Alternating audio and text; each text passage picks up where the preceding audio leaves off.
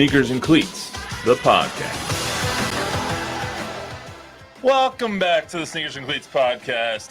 This is our 100th episode. It is Monday, May 13th. Don Harris, Chuck McGinnick. We did it. We got to 100. We haven't been shut off yet, so that's nice. Hard to believe. I know, right? People have wanted to listen to the three of us talk about sports for 100 episodes. So I thought after what you said last week, we might be taking off. Nah. We were just talking about the roast. It's fine. To think, we started on June 20th of last year.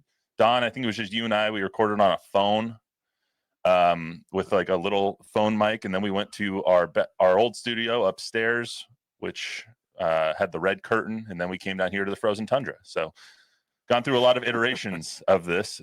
We finally got video. I think it was 26th episode. So we've had video for a while. Got a whole team of people. Yeah. We started with 2, and now we have, what's there in here? 7 now? It's pretty good. Yeah. Pretty good. But it is, thank you to everyone who tunes in. Tom Guerrero, shout out. I knew you were going to do that. Thank you to everyone who tunes in. We wouldn't be still doing these at 100 if people weren't tuning in. So thank you for that. And also, we are going to start trying to get sponsors and advertisements, stuff like that. So if you do want to sponsor the Sneakers and Cleats podcast, you can email me, mroy@sbgtv.com. We're looking for a presenting sponsor here. So we will put that, or I will put shout that out on the Louis screen. Barrios from Barrios Restaurants. He's listening right now. Absolutely. Hey, Louis, you want to sponsor the show? You can email me and I'll get you connected with the right people. But stick around to the end of the episode. I have my favorite moment of our 100 episodes queued up at the end. Spoiler alert, it is Chuck from episode 26 doing that's 2 references to episode 26. I know, because I learned today that was our first video episode while I was going through the archives and stuff. So anyway, so stay tuned for that. We have a lot to talk about today, though, on this episode of the podcast. The Spurs almost strike for a 4th time of getting the number 1 pick, but instead they get the 4th and the 8th pick. They get super lucky in the draft lottery once again, because that seems to be what they do. We'll talk about how the rebuild is going to shape up. Plus, Wemby got his Rookie of the Year trophy this weekend. Had some interesting comments go along with it. We'll talk about the off season that's coming up for the San Antonio Spurs. But first, as always, we start with the number game. And the origin of this was back on August 17th, episode 16. Matt, I think when you announced episode number 16, I think we should start a new tradition. Jersey number that pops into mind, 16. Joe Montana. Joe Montana was the origination. Wow. Don having the idea on Did not remember that. episode 16. Obviously, that was before we had video because I only played the slate there. So now we're on episode 100. For me, 100 is one thing. It's Wilt Chamberlain. It's kind of expanded to not just jersey numbers, but now just numbers as well. So 100, there's nothing more important than number 100, Wilt Chamberlain, 100-point game. Yeah, writing it on a piece of paper. Literally right there. I got the video. Who was the old guy that was the old stats guy for the Sixers that wrote the NBA Register and NBA Guide? He was the league statistician too. He was the guy that was at the gym in Hershey that night, and it wasn't televised. There was 1 or 2 radio guys and a couple of beat writers in there. And it was his idea, and he just scratched it on a piece of paper. There was no New York media present. There was no members of the press there. There was 2,000 people on March 2nd, 1962 in Hershey Sports Arena. Not televised. There's just audio recordings of the 4th quarter of that game. And now something like that would have happened. You'd had a post-game concert. You would have had everything going crazy if that happened today. But that's what I think about when I think of 100. You can also think of zeros, number 0. Double zero. Double zeros. Yeah. Johnny Moore. Jim Otto is the 00 I think of most. Yeah. Okay, that's a good one. Jim Otto, I had him on the list. Also, Robert Parrish. Yeah, the Chief. Chief. Very good. The Chief's mea culpa in San Antonio. Remember that? No. Also got Dame Lillard, Russell Westbrook, Jason Tatum, Gilbert Arenas, all good zeros or double zeros. But your suggestion made it 84 episodes, Don. That's pretty good. Nice. Yeah. The way to start off the pod. And I think we could start over for the next 15 because we didn't do 1 through 15. Yeah, once we get to the 115th episode, we'll have to figure out a new game. But until then, I'll tell you right now, 107. I'm going to be putting out John Elway. So we have to at least go through that one. Also happening in 2000, as we continued through this game, we got to the 60s. And I was like, there's not a lot of great 60s. So let's talk about what happened in the year. So as we get to the year 2000, the Rams beat the Titans 23-16. That was on January 30th, 2000. The MVP was Kurt Warner. Did you guys go to that one? Was that one of the Super Bowls you two have attended? I have not. Yeah, you're talking Brady's first? No, there was the Rams against the Titans when the Titans got tackled in the 1 yard line. I was not at that one. Gotcha. The whole second half was you couldn't see on TV because it was smoke from the halftime show. It never left. That's what everyone remembers from it. The whole second half was just smoky. 2000 was also the Lakers defeated the Pacers. That was the first game of their three-peat with Cole High School's Shaquille O'Neal starting off that three-peat with the Lakers. Shaq was the best player on the planet for those 3 years. He was the best player on the planet for about a 5-year stretch there. I will go to my grave saying that Shaq is the most dominant player of all time. Okay. You're going to say it's Wilt. We just talked about his 100-point game, so I just think I know you well enough to know that you're going to say it's Wilt.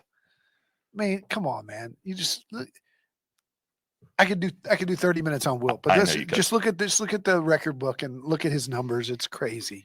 Everybody likes to say because he played against plumbers. Nobody else in the history of the game against the people they were playing against has been as dominant. Wouldn't be a episode of Sneakers and Cleats without a little bit of a rant from Don Harris. So sorry. I had to get that out there. That's what I was hoping for. Yankees beat the Mets 4-1 in the World Series. And I always have to put some Tiger Woods stats in there since we're here. He won the British, the US Open, and the PGA that year. The US Open, he won by 15 shots, which is still down year for Tiger, I see. Yeah, right. Wow. I think that come on, Tiger, you're better than that. That capped off the career Grand Slam for him as well, since he had already won the Masters. So I love Tiger, and that's just he's my favorite athlete of all time, and I will continue to say it. So we got a comment from a Jordan Elder. Hi, Jordan. Happy 100. Hey, thank you. Shout out Jordan Elder. Shout out to my wife Jordan. I also love that promotions made us a little 100 down on our bottom right corner. They added the 100th edition to the Sneakers and Cleats podcast down there. So that's nice of them as well. And your shirt almost looks like a 100 if you did something with the R. Yeah, so maybe next time, maybe 200. Nice product placement, surreptitiously. All right, well, let's get to some stuff that everyone came here for. The Spurs get lucky in the lottery again. Not as lucky as last year, but still lucky nonetheless. I would argue actually maybe rivals as lucky as they did last year because they got to keep their pick this year, and they also got Toronto's pick, but let's hear when that moment happened.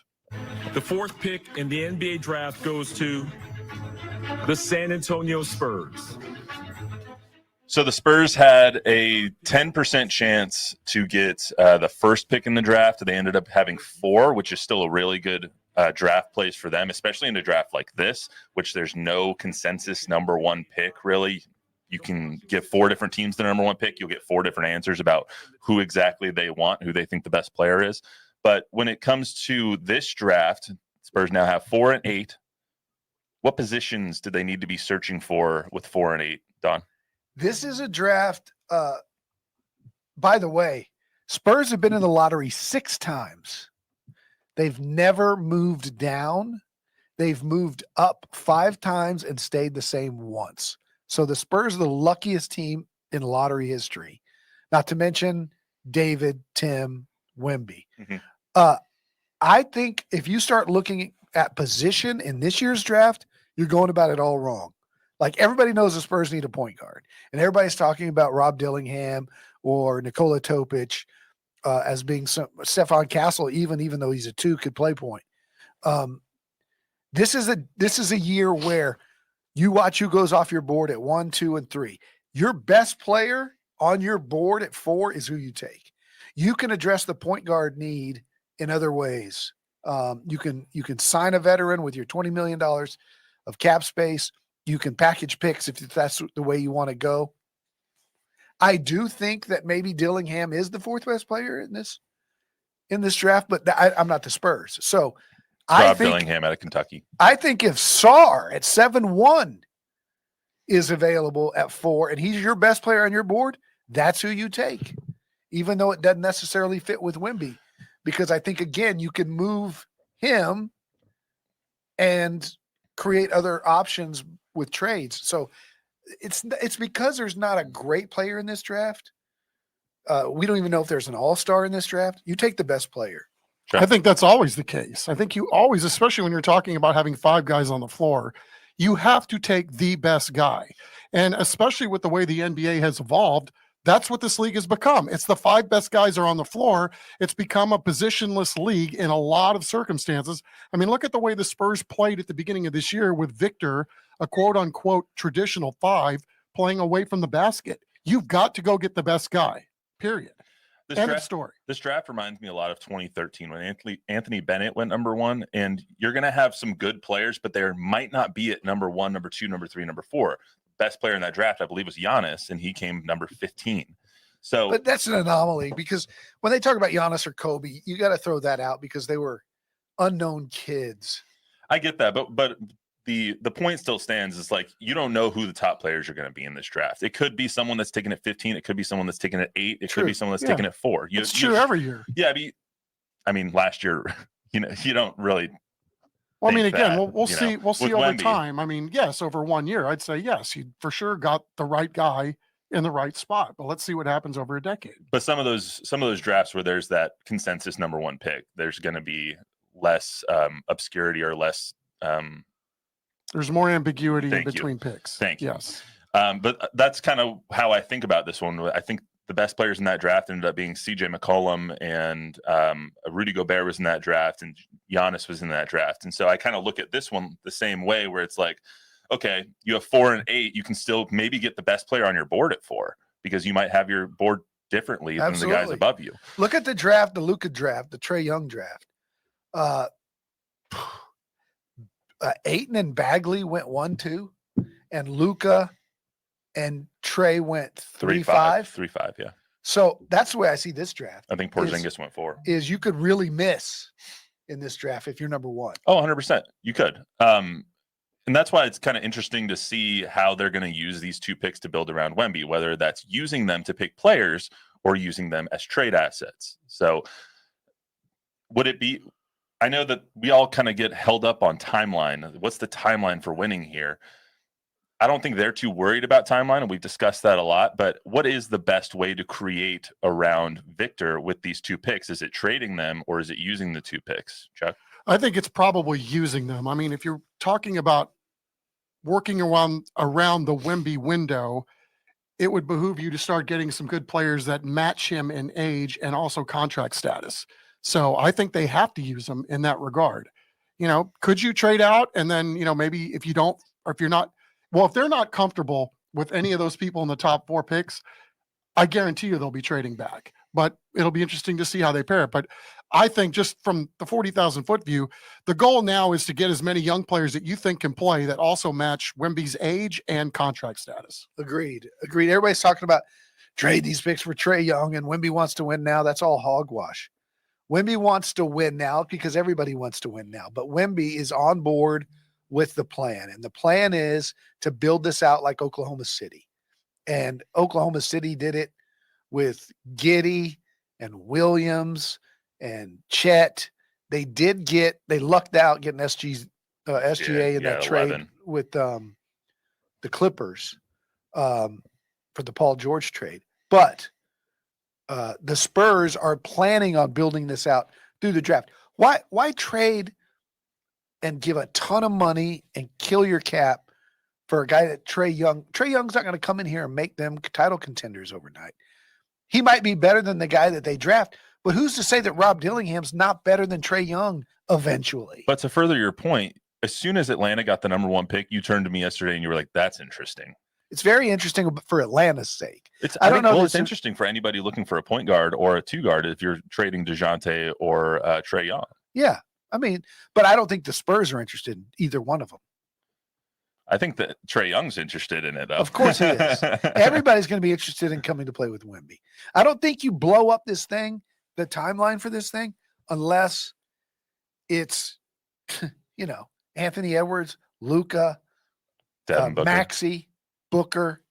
I don't think it's Trae Young.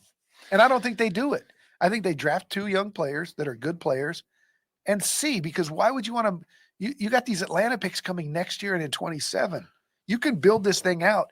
And Wemby's still only 20 years old. As I've said before, the goal is to win every championship between his ages of 24 and 34 and win them all. But that's not to say that the next 3 years aren't relevant. Right. But look what Houston did. Houston went out and they were in the same course as the Spurs. They had Green, they had Jabari Smith, they had these great young talents that they got at number 2 and number 1, or whatever they were. They went out and they spent $40 million on Van Vliet And and Dylan $20 Brooks. million on Dylan Dylan Brooks. Brooks. And they didn't make the playoffs. And Chuck and I were talking yesterday. The Clippers are at the beach with Kawhi and Paul George and James Harden. Russell The Westbrook. Suns are sitting on the beach with Booker, Beal, KD. The Bucks are sitting on the beach with Dame. And so you go out and get Trae Young. It doesn't guarantee you anything. No, but to your point about the assets, they have so many assets. You can only keep so many players on this roster. You can't use all of these assets. You have 4 picks this year. What? Name me the 4 players on this roster last year that aren't going to be there then to make room for these 4 picks that they're going to make, 2 in the second, 2 in the first. At some point, you have to use your assets to acquire another one. You know, someone that's maybe consolidating assets is a way you can look But at they've it. got even more picks next year, right? Yeah. So They might have there you go. what, 3 number ones. 3 number ones. They got next year. Chicago's, Atlanta's, and their own. What happens is guys like Malachi Branham drop off, just like they've over the course of time. The Lonnie Walkers of the world, Julian Champagne's. they drop. Champagne can play. He can. I think you keep the guys who can play at low salary costs. But the Blake Westleys are a guy that, you could get a pick for, or maybe he develops. But, if these guys are better than Blake, like if Dillingham comes in, he's automatically probably better than Blake Wesley, right? So you're not going to give him a second contract. You're not going to give Malachi a second contract. Fair enough. Bob, anybody commenting on the YouTube stream? Yeah, we got a question from Jonathan. What do you think the likelihood that they trade up and try to get Sarr? 4 and 8 for one, or Keldon for first pick? Maybe bringing Murray back in some sort of a deal. and with DeRozan and other wings available, It's too this bad that wasn't offseason, caught that on increases camera. the probability of something like this happening. It's fantastic. It was a tough read. I'm sorry. Yes, Murray coming back is always a little tough. In my opinion, I don't think that they trade up for one unless they're in love with the player. They have to be in love with the player. Agreed. But there's also the very real possibility that someone else above them isn't in love with the player and they don't have to move up at all. I don't want to change the subject. Does anybody feel bad for Detroit? Yeah. I was going to get to just that a in a little. second. Do you feel like we're sort of like we're having this celebration that the Spurs get another pick somewhere out of nowhere? The ball bounces their way, a 50-50 chance that they don't get the pick. But of course, heads I win, tails you lose every single time, right? And yet here's Detroit. They suck beyond all things that suck.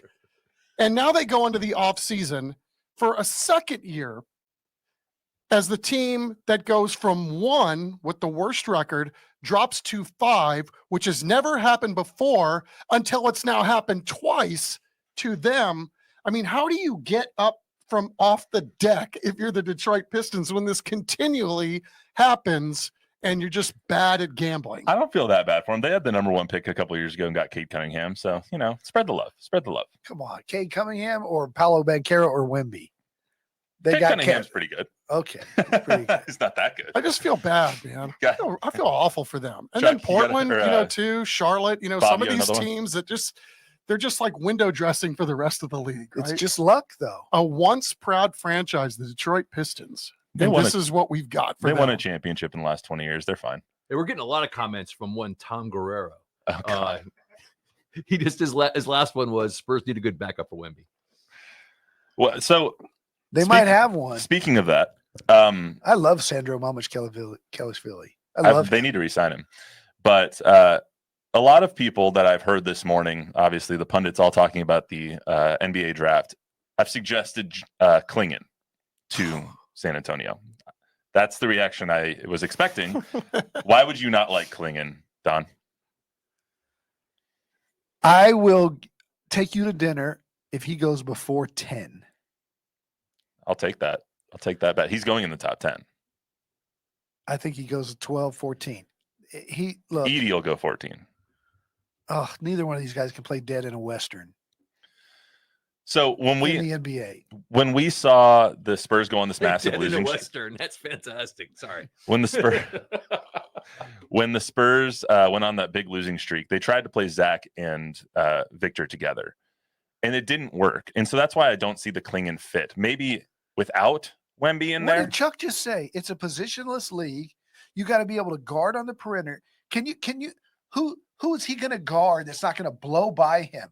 Like in college, they stuck him right under the basket and played zone because it was college basketball. He's a very good college basketball player. But in the NBA, you're going to have to guard the 3-point line and chase somebody to the rim. He's not going to be able to guard anybody. Rudy Gobert's had a very good NBA career. He could have that kind of NBA career. No, he's not as athletic as Rudy. Isn't he? There's no way. We disagree He's a on that big one. stiff. All right. Well, speaking of people who aren't big stiffs, let's go to Who is he? He's Valanciunas, maybe? No, Valanciunas can actually shoot. So you're saying he's I not think as he's good worse as than Valanciunas. Okay, so should he go in the top 10? No, but I'm not an NBA drafter. Come on, man. Okay, if he goes in the top 10, it shows you how bad this draft is. That's fair. He's just been climbing up draft boards. Edie has also been climbing up draft boards, but I have no faith in Edie. But anyway, let's get to skip through the draft now. And what happened on Saturday was really cool. I got to go to the Rookie of the Year celebration they had over at the Scobie Planetarium at San Antonio College. Victor finally got his Rookie of the Year award. They waited till a Saturday. I don't know why they waited till a Saturday. It's the only day they could get the planetarium. So he had this. They played 2 videos in the planetarium with 50 or 60 kids present from local boys and girls clubs and all that stuff. And they played 2 videos, the second of which was written completely by Victor and him saying what kind of the fans meant to him, his family meant to him, what this year meant to him. I wanted to play a little bit of that because it was exceptionally well done. Of course, to the real day ones, my family, who contribute more than anyone else to my happiness. But also to the ones who became my family, you, the fans. To the horn honkers, mural painters, selfie takers, sign makers, head shavers, costume wearers, art creators, breakfast taco bringers. But also to the ones who made my first minutes ever in San Antonio unforgettable. And even the ones who were already supporters the very day I officially became a Spur. And to the city of San Antonio, who was turning up on lottery night. Thinking of it, I think our story started even before that. So, thank you to all the fans, to the ones who are already supporters the best they can, but also to the next generations of fans who are going to grow with me. How do you not love him? It's the same guy we saw day 1 at the draft a year ago. He just captivated everybody with his humanity and his empathy and his thoughtfulness. Everybody was talking about his length and his physical skills, but this dude, Sean Elliott, talked about the first day that he met him with that dinner. He's just different. The guy, he's thought of those things when he went in the cowboy hat, went in the bar, met with fans. That was his idea. He told the Spurs that's what he wanted to do. This was his idea. This whole Scobie Planetarium, meeting with kids and writing this poem. And he lectured kids on dark matter in his second language. And he's 20 years old. How smart do you have to be? It was also his idea, I believe, to, when he was out the last couple of games of the season, serve hot dogs and concessions at the game before the game started. It's like he just does things differently. He gets it. Chuck? I agree. I don't know what else you want me to add. Well, after the video, after all that stuff was the press conference, and he kind of laid out his priorities while he was appreciative for the Rookie of the Year voting, appreciative for the trophy. He doesn't really mince words when it's like, how important is this to you? Not that much. Of course, I want to win as soon as possible, and I want the team results to be there, but I didn't expect to be champions in my first year. I never really felt like the chase for the trophy was over because I had other things to think about. Like I had the responsibility towards my team, and being a leader and showing our improvement through the season was bigger than this. So I had more things on my mind. This is not enough, This is barely something. So I want to keep the momentum going. Chuck, when you hear a 20-year-old kid who just won his Rookie of the Year. Usually that's a moment that everyone dreams of. He's only the sixth unanimous Rookie of the Year in history of the NBA. What does it make you think when you hear him say this isn't enough? And frankly, I wasn't even thinking about this all year. Well, I mean, I believe him because I think, for all that you guys have just said about the kid, the young man, the fact is that he's probably a little embarrassed by some of this. You get this huge honor, this huge accolade, and yet your team was third from the bottom, or whatever they ended up in the West.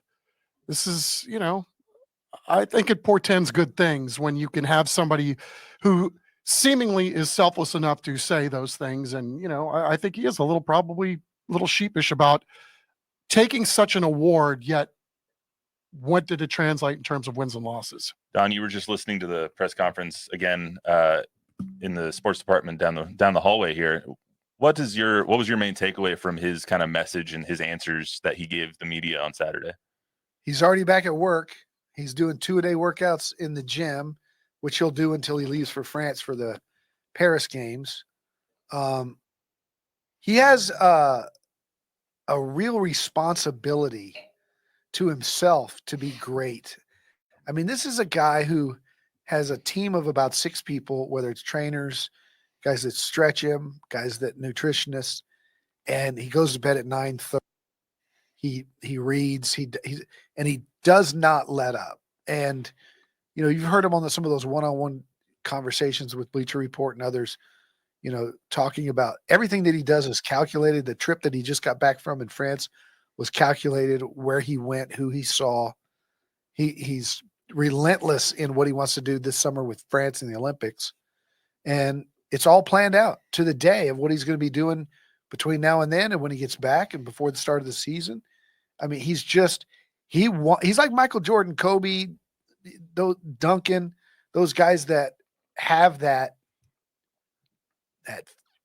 focus of what they want to do, and then they're intentional about how they're going about getting it done. That's what I was going to say, intentional. He also is very thorough with putting himself around people and putting people around him that have his best interest at heart.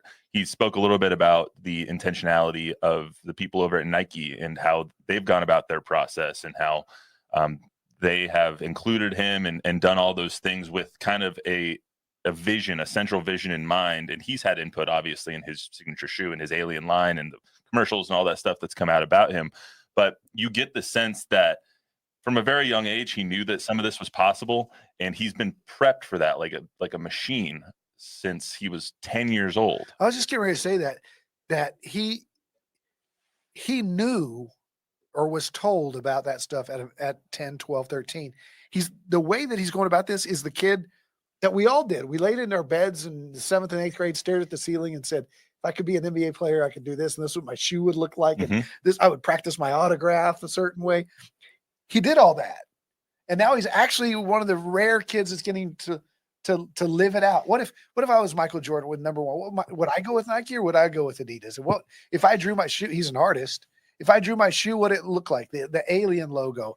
He's just a kid who's planned this all out, and now he's living it just as if it's going true to form. It reminds me. It just makes me think of like Rocky IV with Ivan Drago. Like he was made in a lab, just prepared.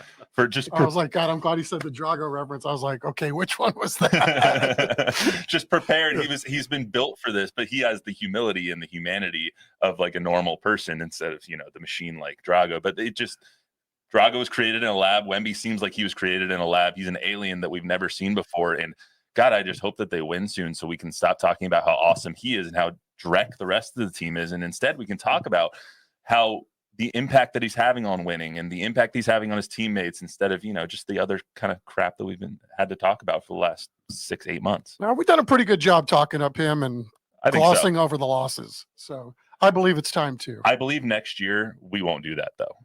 I believe we will. We'll find a way. Michael won in year 7. LeBron won in year 7. He's going to win in year 3 and 4 and 5. I don't know. I think they take a big step next year, win 35, 40 games. They take a big step. They might make the playoffs.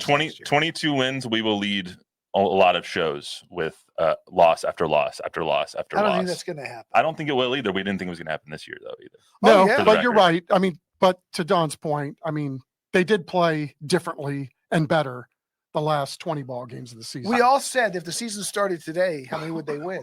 I think they go 500. Yeah. I think they're a 42-win team. The way they played they won 7 out of the last 12. Bob, are you okay over there? I thought he was calling BS on something one of us said. Went down the wrong pipe. I'm sorry. All right, It's all good. Do you have any comments or anything from anybody listening / Tom viewing? Guerrero says that very humble at such a young age. Bernard Cruz says Wemby should have won. Speak into the mic, Bob. Says that Wemby should have won Defensive Player of the Year, but our loss record was a factor. Yes. Tony Definitely. Delgado, look, I guess this is a prediction. Spurs will go 46-36 next year. Think that's accurate there, Don? I think it's a little high, but it's fine. They could do it. Troy Martin says Spurs have been blessed with David, Tim, and Wemby. The future is bright. Very bright. Very bright. And Bernard Cruz says, yes, Chuck, he wants to win more. We need to win soon and with a better supporting cast. Otherwise, Wemby will get discouraged. The pop process takes a few years, and we don't have the veterans we had with Timmy. Yeah, that's a false narrative. Well, they don't have the veterans they did with Timmy. That's a fair. fact. That's fair. That's a fact. But this narrative that folks are turning Wemby saying, I want to win as soon as possible into we're going to lose Wemby if we don't win next year is false. They've got him for 4 years, maybe 5. At least. And he's on board with the process. And I think what you saw even more in both of the tribute video that he made and the video before him is that San Antonio is all in on him.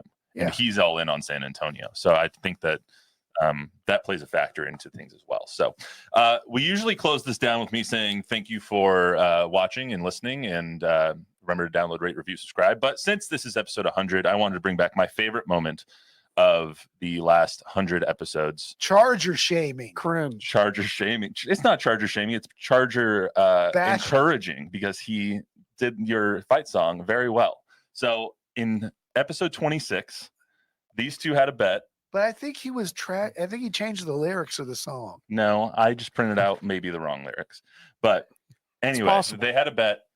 Churchill Chargers against the Madison Mavericks. Madison lost on a Monday because of the lightning delay. They couldn't finish the game on a Saturday when they were playing it, so they had to finish on a Monday. The Mavericks lost by 1 point in overtime, so Chuck had to sing the fight song for the Churchill Chargers, but in only Chuck McGinnick fashion, he did a poetry slam instead. Right. So to close out our 100th episode, I want to play that one more time, and then we will send it off. We will see everyone on Thursday. Thank you so much for listening and viewing for the 100 episodes. Hopefully we have another 100 or 200 more. Enjoy. You can all turn off now. Oh, here we go. This has nothing to do with your fight song, by the way. But I figured if we're going to do this, we're going to do it my way. So we're going to do a little spoken word, Don Harris. I love it. Okay. Fight, you Chargers. Take it all the way. Round the end. Another win today. If you should fall, we will lend a helping hand. Red, black, white, the greatest in the land. We're behind you all the way tonight. Victory will shine. We're gonna go fight. Win, Chargers. Oh, it's varsity. Oh, you're messing me up. Oh, no, I just dropped the word. The worst. Okay. Let's just do it again. We're going to go fight win varsity? It is, well, according to Matthew. Okay. You think I know the Churchill fight song? The only thing I just know copy about and pasted is, from the website. We're going to go Winston fight Churchill, win. Upon your grave we spit. Because that's what we used to say at Madison. Okay. That's a school song. Oh, God. Did I do enough? Yeah, I said I was going to just do one bar. So that was great. That was so Big much. time, That was so time, much big more time. than I expected.